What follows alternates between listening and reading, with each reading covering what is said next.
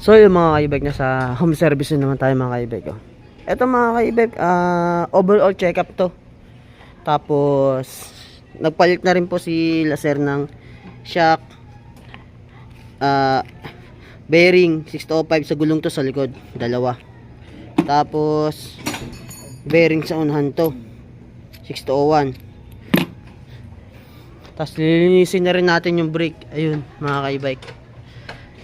Tapos banda dito nagbinabaklas na ni Chano yung yung shock para makabit na natin yung yung bago natin baklasin itong gulong kasi nandito yung 6005 eh.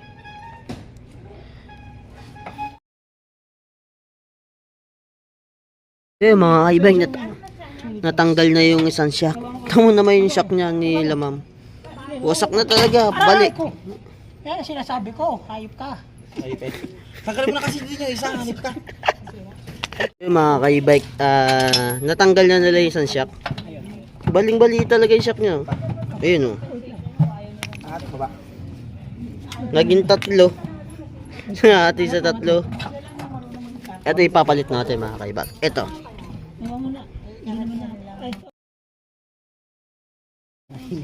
So yung mga kaibike, natanggal na rin yung yung pangalawa.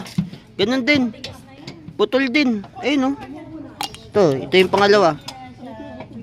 Kinakabit na nila dyan yung bagong shock. Ayun o. Grabe matagal na. 3 taon na rin yata ito eh. 3, 4.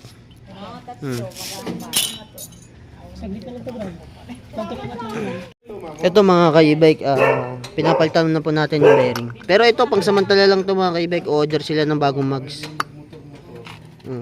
Kasi ito sinasabi lang parang terms na busalsal maluwag na. Nakukuha nga ng yan mga kaibig.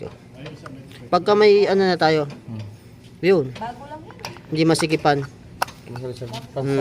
Pangsamantala kabang naghihintay si ma'am ng bagong mags. Sa ngayon wala pa po tayong stock. Nasa warehouse pa po. Habang inayos dito ni Chano yung front na gulong, si Jerwin naman po, pinapasikipan na po yung yung shock sa ulihan. Yan, para hindi po sayang oras natin. Tapos ito yung mga shock na pinagpalitan. Yan po, durug-durug na po talaga yan mga kaibike. So yung mga kaibike, tinanggalan natin yung isang gulong. Papalitan na natin ng bearing. Ito, 605. Sorry, ito, ayun o, kalug o. Palitin na po talaga ng bearing. Ito papalit natin.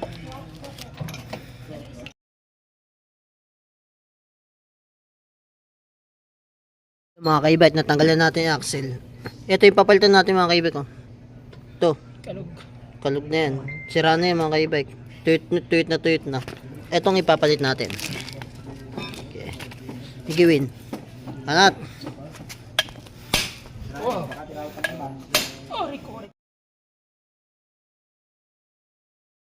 Yung mga kaibike, tapos na. Tapos na itong kabilang gulong. Ito na naman. Itong gulong na to. Yan. Papalitan din natin yan ng bearing. Ito naman yan. Dulas. Okay. May grasa na po.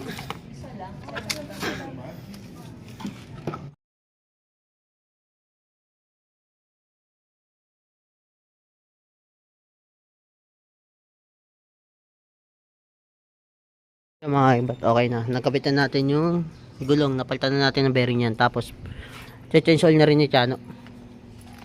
Lalagay niya po yung langis. Ayan po.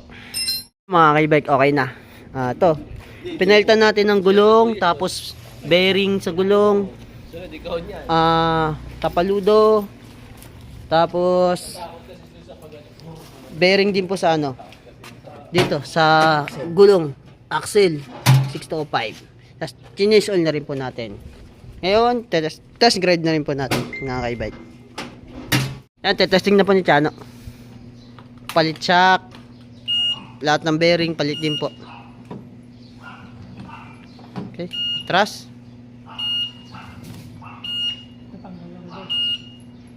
Mga kaibike, testing na po ni Chano. Yan. Okay na.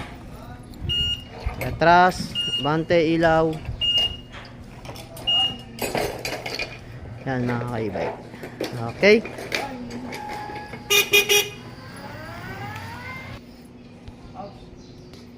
So yung mga e-bike, ito testing ni sir. Yan. Okay na po yung mga e-bike.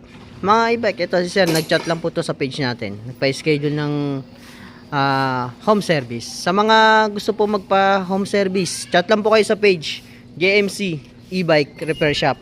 Yan po mga e-bike. Ipipin ko na lang po yung yung page natin sa baba, tapos location sa mga mag-walking sa Google Map. Yan, kung paano tayo malo-locate. Salamat po mga e-bike, salamat po sa tiwala.